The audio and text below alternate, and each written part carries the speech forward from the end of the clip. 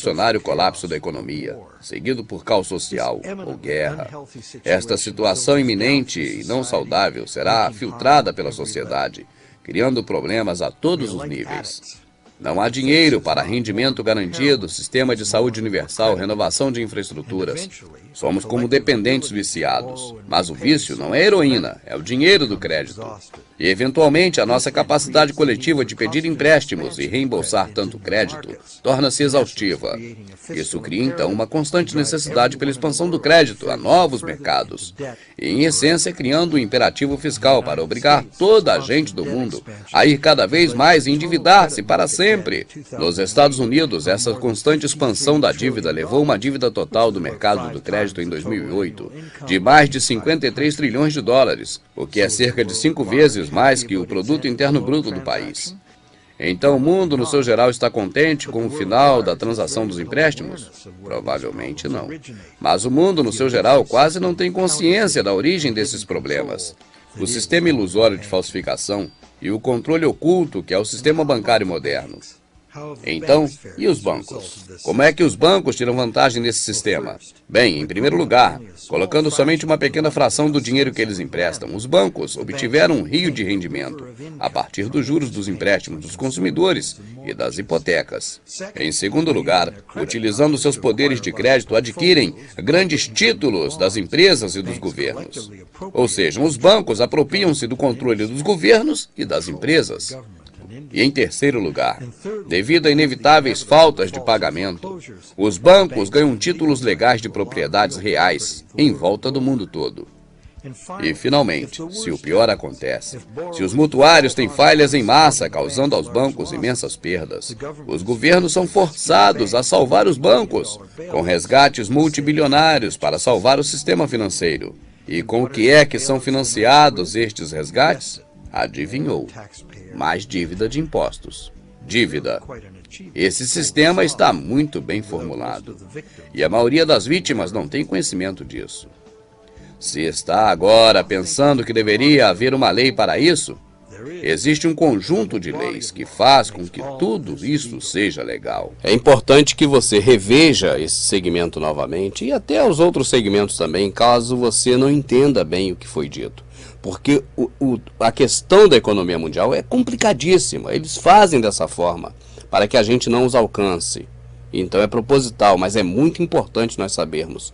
Assim pode assistir 2 vezes, 3 vezes, 4 vezes, porque quanto mais vezes você assistir esse DVD, mais informações e mais a sua mente vai estar clarificada quanto às questões da economia mundial. E os bancos, eles, na verdade, não repõem todo o dinheiro que nós fabricamos para eles a partir do nada, quando nós criamos dívida com eles. Não. Eles, na verdade, usam esse dinheiro para investir em outras questões a um nível muito mais acima, onde nós não alcançamos. Ou seja, 95% ou mais do dinheiro que fabricamos a partir do nada, para eles, quando contraímos dívidas, esse dinheiro não volta para a sociedade. Apenas uma pequena parcela é que os bancos colocam realmente no mercado, principalmente a parcela em que a pessoa recebe para poder pagar o bem de consumo que a pessoa vai comprar após pegar aquele empréstimo que contraiu naquela dívida que fez para eles bastante dinheiro, você está entendendo?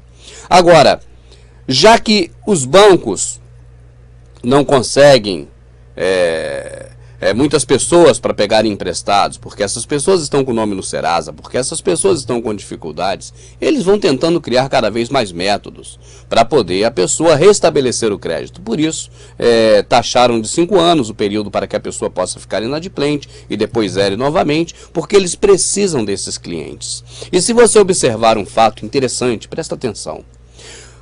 Há muito tempo atrás, assim, há uns 40 anos atrás, era muito difícil pegar um empréstimo no banco. Há 20 anos atrás, era muito mais difícil pegar um empréstimo no banco do que é hoje. Hoje é muito fácil pegar um empréstimo no banco.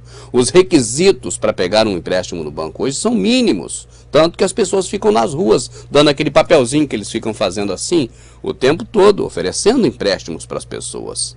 E por que acontece isso? É simples. É porque nós estamos no final do ciclo.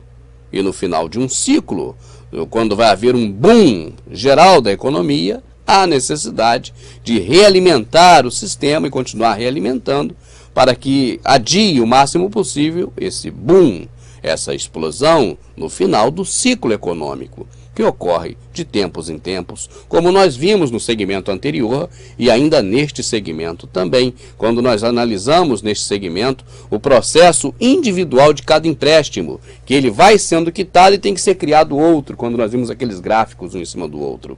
E mesmo assim chega uma hora que não há como segurar. E quando não dá mais para segurar, já dizia o poeta, explode o coração. Neste caso, quando não dá mais para segurar, explode. Um método fácil para poder se conseguir reequilibrar a sociedade mundial. A guerra. Nós estamos no final do ciclo. É só você observar que você vai ver. E a guerra é iminente. Não vou nem entrar em detalhe de guerra aqui, porque Fidel Castro já veio na televisão esses dias, na mídia, na imprensa, falando sobre isso. E o Chávez já está alertando isso há muito tempo. E os Estados Unidos já está lá no Irã e tudo está acontecendo muito rápido, não vou nem entrar. Mas é bom sempre lembrar que essa questão da economia mundial está baseada no dinheiro fabricado a partir do nada, né? É exatamente porque nós respaldamos isso através das leis que os nossos representantes aprovam nos congressos do planeta. Eu disse aqui os nossos representantes, mas sabemos que na verdade representam seus patrões. Eu comecei aqui esse DVD dizendo que há uma frase popular: quem pode manda, quem tem juízo obedece. Quem manda, quem tem dinheiro. Quem tem dinheiro, aquele que nós damos dinheiro para eles, contraindo dívidas. Os banqueiros, os Illuminati, os senhores do mundo. Neste segmento que vamos entrar agora desse desenho animado maravilhoso, nós vamos então entender como as leis funcionam e por que as leis respaldam toda essa safadeza que está aí.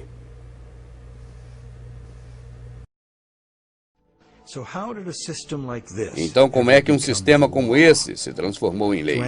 Para responder isso, temos de voltar à Inglaterra, em meado do século XVII.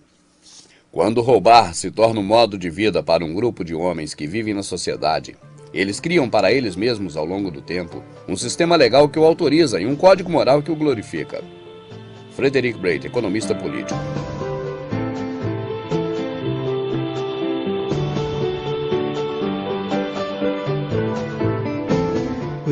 Com o desenvolvimento dos melhores navios e as novas explorações que eles permitiam, o comércio estava expandindo-se muito rapidamente.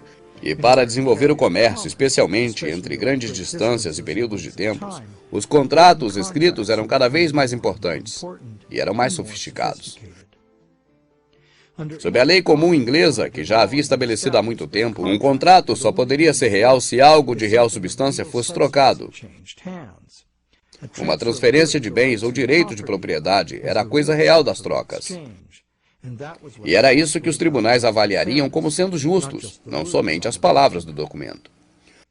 Os contratos, onde não haviam trocas de valores consideráveis, ou seja, bens reais, direitos e propriedade, era avaliado como sendo vazio, e por isso não era considerado real pelo tribunal.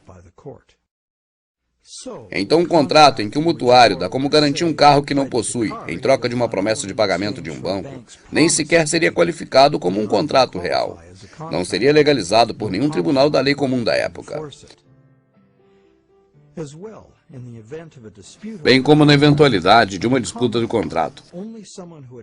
Sob a lei comum, somente alguém que entregou os bens é que tem o direito de processar um tribunal pelo cumprimento do contrato pela outra parte.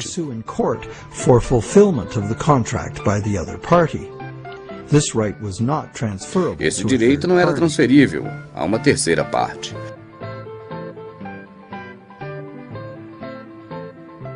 Quando os primeiros comerciantes começaram a ir pessoalmente nas expedições com os bens que iam comercializar, eles compravam esses bens no seu país com a sua moeda local e vendiam-nos nas moedas estrangeiras, nos destinos distantes. Então, depois compravam bens estrangeiros com dinheiro estrangeiro e traziam esses bens para os seus países e vendiam-no pela sua moeda local. Muito simples. Mas à medida que o comércio se tornava mais sofisticado, os comerciantes inclinavam-se mais a ficar no seu país e contratavam navios para entregar as suas mercadorias. Isso deu liberdade aos comerciantes para importarem bens estrangeiros entre destinos diferentes, sem terem de vir ao porto do seu país. Mas assim criava-se um problema. Os bens exportados tinham sido pagos com moeda estrangeira. O valor dessa necessitava de ser gasto em outro lugar. Mover o dinheiro sob forma de moeda criava um alto risco de roubo, bem como as leis parciais dos câmbios das moedas em países diferentes.